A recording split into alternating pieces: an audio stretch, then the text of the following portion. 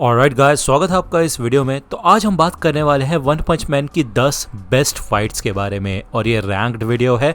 इसके अलावा यार दिवाली का टाइम चल रहा है और हो सकता है कि आपको वीडियो के अंदर भाई थोड़ा थोड़ा पटाखे फूटने की आवाज़ आए, तो यार थोड़ा मैनेज कर लेना। जैसे कि हम सब लोग जानते हैं कि भाई वन पंच मैन अभी तक की सबसे बेस्ट और ओरिजिनल शोनेन मांगा में से एक है। जी हाँ, मांगा की फाइट्स को भी इंक्लूड करने वाले, क्योंकि एनिमे की फाइट्स के बारे में सब लोग जानते हैं। भाई 6 साल से ऊपर हो गया एनिमे को आए हुए, है ना। भले यहाँ पे साइटामा जो कि एक ओवर पावर्ड मेन कैरेक्टर है, उसके बावजूद यहाँ पे स्टोरी कभी भी बोरिंग नहीं होती। हमें हमेशा नए नए ट्विस्ट दिखाए जाते हैं, क्योंकि इसमें काफी सारे साइड कैरेक्टर्स हैं जिनका खुद की भी एक लाइफ है, ओके, और वो भी एक तरीके का ह्यूमर ऐड करते हैं इस एनिमे के अंदर। साथ के साथ कमाल का एक्शन भी हमको देखने को मिलता है, ये बात तो साफ ही है। लेकिन भाई अगर मैं मांगा की स्पेसिफिकली बात करूँ ना, तो मांगा में अभी तक कितनी सारी फाइट्स हो चुकी है जो कि अभी एनिमेटेड होना बाकी है।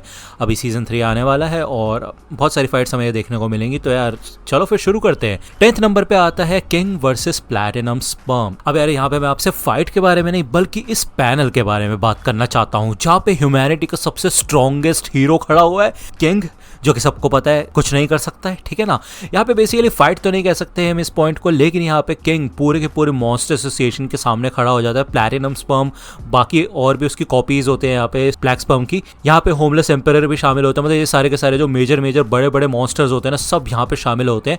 और किंग ने अभी तक की जो अपनी रेपुटेशन बनाई है ना, तो सारे के सारे हीरोज तो ये मानते हैं कि वो बहुत ज़्यादा ताकतवर है, लेकिन ये जो उसका खौफ है वो मॉन्स्टर्स तक भी पहुंच चुका है। तो भाई ये सारे के सारे मॉन्स्टर डर के खड़े हुए होते हैं। इवन प्लैटिनम स्पर्म जो कि इतना ज़्यादा एवोल्यूशन में आगे बढ़ चुका था, वो भी यहाँ पे थोड़ा ना संभल के खड़ा हुआ होता है कि यार उसे सोच समझ के करना होगा, नहीं तो किंग अपना अभी तक का सबसे ज़्यादा खतरनाक attack ultimate hell fire burst wave motion cannon कर देगा, जो कि बिल्कुल भी असली अटैक नहीं है। ये बेसिकली चाइल्ड एम्पर ने उसको नाम दे दिया था, जबकि ऐसा कोई अटैक ही नहीं है। एनीवे, आपको पता होगा यार आज तक जितने भी किल्स साइटामा ने किए उनमें से कई के क्रेडिट्स किंग को मिल चुके हैं, और ये बात उसको भी पता होती है। लेकिन भाई अब वो कर क्या सकता है। अब यार इस फाइट का नतीजा क्या हुआ था भाई, बीच में गारो आ गया था, तो यार किंग को कुछ करने की जरूरत ही नहीं पड़ी। मतलब भाई इस आदमी का लक इतना कमाल का है ना कि मतलब एंड में आके इसको कोई ना कोई बचा ही लेता है, ठीक है। तो ये काफी कमाल का मोमेंट था, इवन फनी था सच बताऊं तो।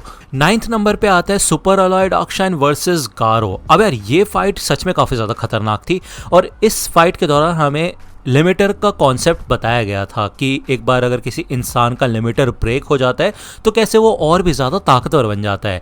इस कॉन्सेप्ट के बाद हमें पता चला था कि साइटामा इतना ज़्यादा ताकतवर क्यों है, और इस कॉन्सेप्ट को डॉक्टर जेनस ने हमें बताया था। यहाँ पे गारो जब डार्कशाइन से फाइट कर रहा था, जो कि काफ़ी खतरनाक एस क्लास का हीरो है, तो यार उस समय यहाँ पे गारो का लिमिटर टूटने लगा था, और फाइनली वो इतने समय से जो अपने आपको मॉन्स्टर बोल रहा था, उसके मॉन्स्टर बनने की शुरुआत यहाँ से हो गई थी। नंबर 8 पे आता है child emperor versus Phoenix man. अब यार ये काफी ज्यादा यूनिक फाइट थी, एक मैस्कॉट और रोबोट के बीच में। अब यार चाइल्ड एम्परर के पास आपको पता है काफी अलग अलग और कमाल के गैजेट्स होते हैं, जिनमें से सबसे बेस्ट उसका ये रोबोट था, और इस रोबोट ने सच में काफी ज्यादा साथ दिया उसका। भले यहाँ पे फीनिक्स मैन भी कुछ कम नहीं था, वो काफी ज्यादा आगे बढ़ चुका था और अपने आप को एवोल्यूशन में भी उसने बहुत ज्यादा बढ़ा लिया था, ठीक है। इन दोनों की फाइट सच में काफी ज्यादा कमाल थी, इवन यूनिक भी थी मॉन्स्टर एसोसिएशन आर्क के अंदर। नंबर 7 पे आता है ज़ॉम्बी मैन वर्सेस वैम्पायर। अब यार ये फाइट बहुत ज्यादा जल्दी हो गई थी और कुछ ज़्यादा एक्शन नहीं होता इस फाइट के अंदर, लेकिन ये जो कॉम्बिनेशन था काफ़ी ज़्यादा खतरनाक था। पहले तो हमें ऐसा लग रहा था कि वैम्पायर यहाँ पे ज़ॉम्बी मैन की वाट लगा सकता है, लेकिन भाई ज़ॉम्बी मैन को आप जानते होंगे कि वो चाहे कितना भी जख्मी हो जाए वो रीजनरेट कर सकता है अपने आप को, और यही चीज़ उसके काफ़ी ज़्यादा काम आई थी। ये फाइट अच्छी खासी चली थी और ज़ॉम्बी मैन की बुरी तरह से वाट भी लग गई थी, लेकिन एंड में आके भाई वो ही जीता था, और इसमें कोई दो राय नहीं है, बेसिकली उसको जीतना ही था। नंबर 6 पे आता है bang bomb जेनोस king Saitama versus Elder centipede.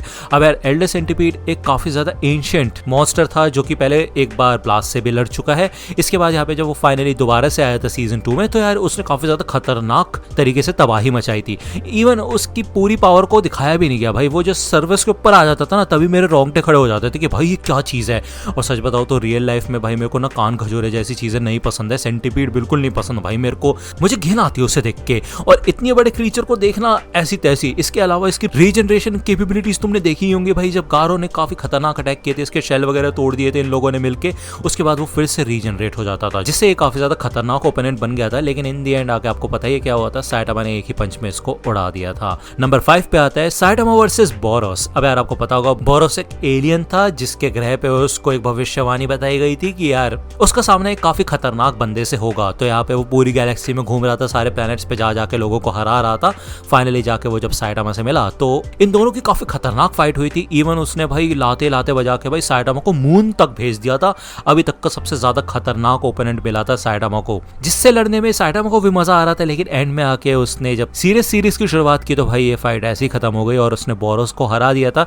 Even borrows को भी समझ आ गया था कि यार उसकी भविष्यवाणी सच हुई थी, उसको एक ऐसा इंसान मिल गया जो कि उससे भी ज्यादा ताकतवर है। नंबर 4 पे आता है गारो वर्सेस ए और बी क्लास के हीरोज आ गए थे, जब डेथ गैटलिंग वगैरह के साथ इनकी फाइट हुई थी, ग्लासेस, स्टिंगर वगैरह, ये सब के सब लोग यहाँ पे आ गए थे। इन्होंने कॉर्नर कर दिया था गारो को। लेकिन भाई ये पॉइंट बहुत ज्यादा खतरनाक था, क्योंकि पहले गारो यहाँ पे साइटामा से पिट के आया था, इसके बाद ये सारे के सारे हीरोज यहाँ पे आ गए थे। लेकिन उसने अपनी कैपेबिलिटीज का इस्तेमाल करके और इनकी वीकनेस का पता लगा के भाई बहुत कमाल के तरीके से इनकी वाट लगाई थी। भाई सच में मजा आ गया था कसम से। गारो ने दिखा दिया था क्यों वो अपने आप को एक मॉन्स्टर कहता है। ये सच में काफी कमाल की फाइट थी। नंबर 3 पे आता है साइटामा वर्सेस ओरोची।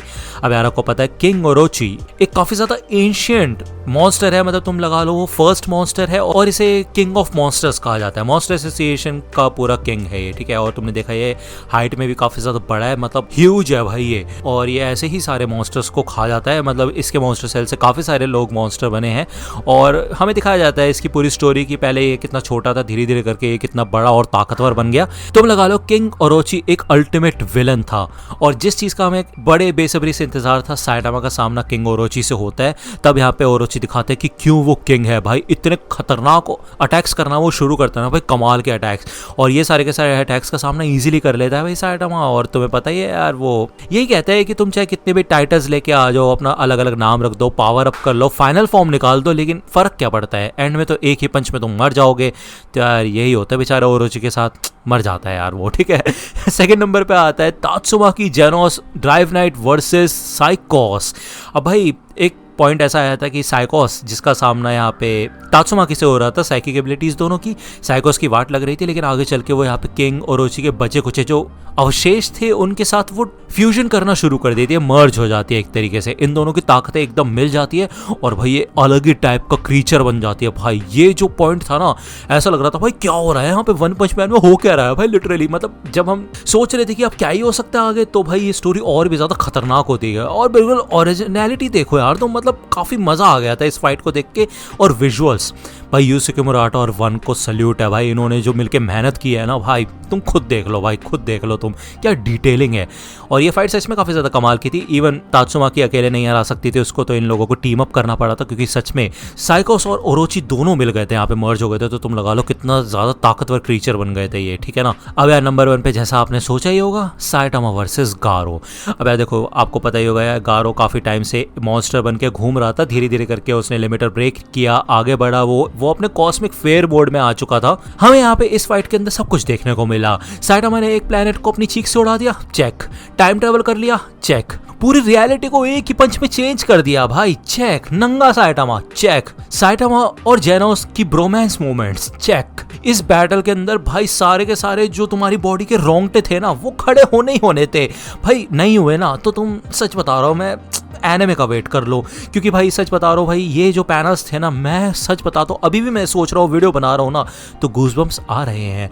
ये फाइट ही इतनी ज्यादा कमाल की थी, क्योंकि जब गारो यहाँ पे लड़ते लड़ते बहुत ज्यादा आगे बढ़ चुका था, उसने सारे हीरोज को हरा दिया था और गॉड उसके पास आया था। गॉड ने उसको ताकत देने के लिए कहा था, लेकिन भाई गारो ने उसको मना कर दिया था। लेकिन फिर भी गॉड को उसने ताली मार दी थी, जिसकी वजह से यहाँ पे अनएक्सपेक्टेडली, चाहता नहीं था गारो, बट उसको गॉड की पावर्स मिल गई।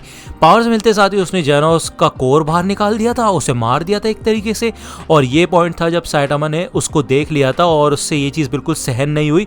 वो पहली बार यहाँ पे काफी ज्यादा सीरियस हो गया था, जिसके बाद भाई ये दोनों लड़ते लड़ते स्पेस में चले गए थे। स्पेस क्या, जुपिटर की मून आयो तक पहुंच गए थे ये लोग। वहां पे लड़ लड़ा के इन्होंने अपना सॉर्ट कर लिया मामला। ओके, एंड में तुम्हें पता ही है क्या होना था, साइटामा जीत गया। और भाई इन्होंने अलग अलग तरीके से अलग अलग टेक्निक्स का इस्तेमाल किया। भाई गारो ने यहाँ पे साइटामा मोड भी एक्टिवेट कर दिया था, लेकिन भाई इन द एंड हमें पता चला कि साइटामा की जो पावर है वो बढ़ती रहती है एक तरीके से, वो एक जगह स्टेबल नहीं है। तो यार लड़ते लड़ते वो ग्रो होता गया, एक जगह आके गारो की एबिलिटीज खत्म हो गई थी, उसके स्किल्स लिमिटेड हो गए थे और उससे ऊपर साइटामा के निकल गए थे। और मैं तुम्हें एक कमाल की चीज बताऊं, ये पूरी की पूरी फाइट साइटामा सिर्फ एक हाथ से कर रहा था, उसके दूसरे हाथ में जेनोस का कोर था।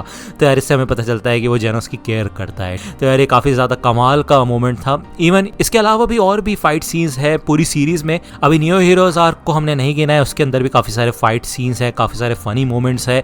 इवन यहाँ पे साइटामा वर्सेस तात्सुमाकी भी होता है आगे चल के, जो कि काफी अजीब लगता है, मतलब रोमांटिक टर्न, मतलब सही लगता है वो भी सीन, हक कर लेता है यहाँ पे साइटामा तात्सुमाकी को। लेकिन ये सारी चीजें हम किसी और वीडियो में कवर करेंगे। अब मुझे पता ना आपको ये वीडियो कैसी लगी। अगर आपको ये वीडियो पसंद आई हो तो लाइक करना, सब्सक्राइब कर लो अगर चैनल पे नए हो तो। मिलता हूं आपसे अगली वीडियो में, तब तक के लिए गुड बाय।